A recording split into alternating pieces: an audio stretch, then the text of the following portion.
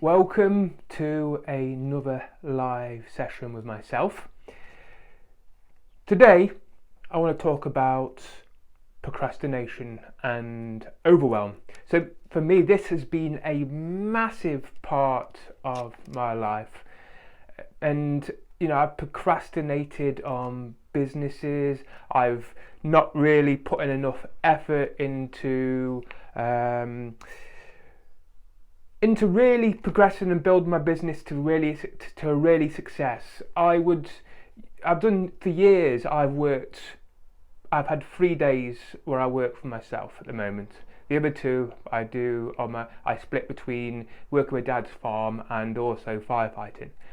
And the days that I've had to myself, there's been times where I've really struggled to get that concentration, that consistency of really interacting with my own business. And I'd find it so easy to just sit there, twiddle my thumb, go on search onto different websites. I would go downstairs into my living room and I would end up spending a whole day watching films. I would just do nothing, things like that. And this is, it costs you as a business owner when you're not concentrating on what you're doing and building something which, in your eyes, is your passion. It is. This is my passion, and this is what. And so the last 6 months, there's been a huge push. I've noticed myself shifting from procrastinating and overwhelming to where I am now, in regards to being able to concentrate and start to make some consistent headway. And so this is what I want to talk about today: procrastination and overwhelm. And procrastination, it's a dream killer. It is a dream killer. We have all these ideas of great things that we want to do, and then we procrastinate, and then we get nothing done. Now, I'm going to talk about a few things that I have done personally to really create an impact with regards to procrastination and overwhelm. So during lockdown, I got a bit lost with my laughter yoga business, and so I shifted a little bit into interviewing and finding top achievers on how they are able to really progress and create an impact. And I decided that I'm going to hit 100 interviews. Now, if I focused on the whole lot, the 100 interviews, I found myself getting really overwhelmed, and I would procrastinate. But what I decided to do then was my target is 100, which I hit. How do I start to progress and start to get them people? And what I did was, rather than focusing on the 100 or the 10 or the 7, I would then focus on the 1. So rather than having all these things that I need to get, I just focused on the 1 and made it that small that I couldn't say no. I just did it like that. And that was the way that I got to 100 interviews. Now, I decided to do 7 a month. So focusing on 1, and then once you got that 1, focus on the next one, and the next one, and the next one. And what you'll notice is that what I personally noticed was that in the months I was targeting 7 a month, I hit the 7. Okay, there was a few months where I might have got 5 or 6, but that didn't really deter me. The next month I would go for the next 7, and the next 7, and next 7. So it's about breaking them goals into little tiny steps, but it's also about knowing where you're going. And I only realized this the other day, that when you create a vision of what you want to accomplish, it's not about the big, great, massive vision that you want by the end of your life.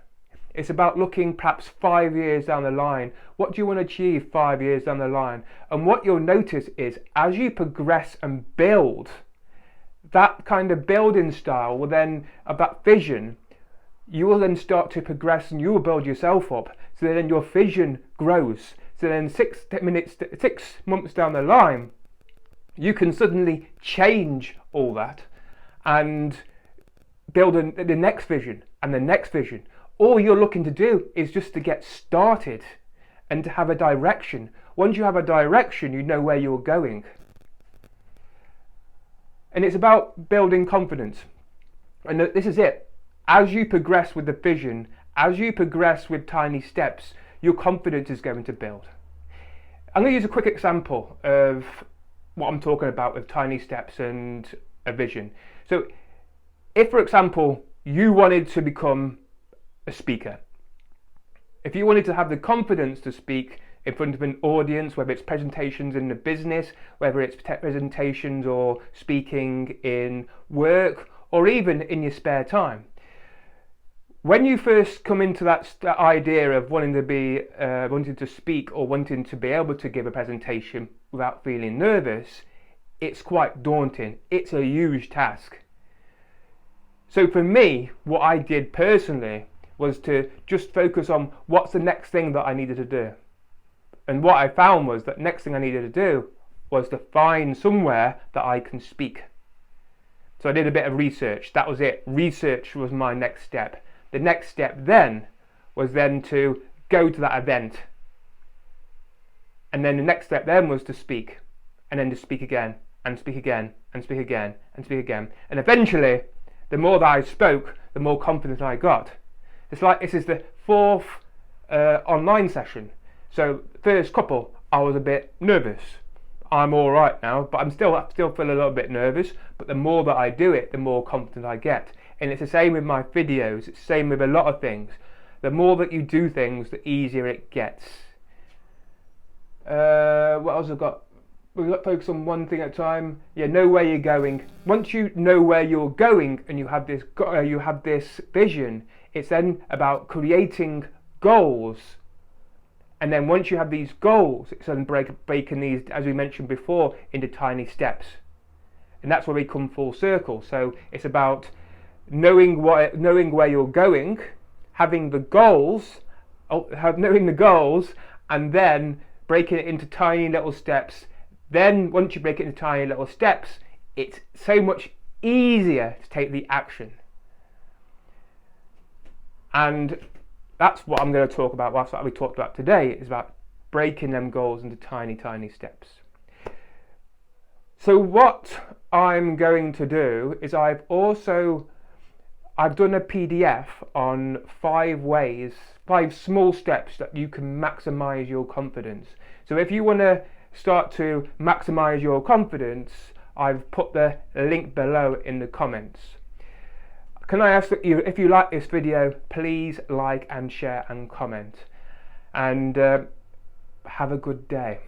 And I'll speak to you, actually just quickly before I go, next 2 Wednesdays, there'll be no live sessions, so I'll be doing lives on Thursday instead, because unfortunately 2 things have cropped up. So yeah, have a good day, take tiny steps, and go and achieve your things. Bye.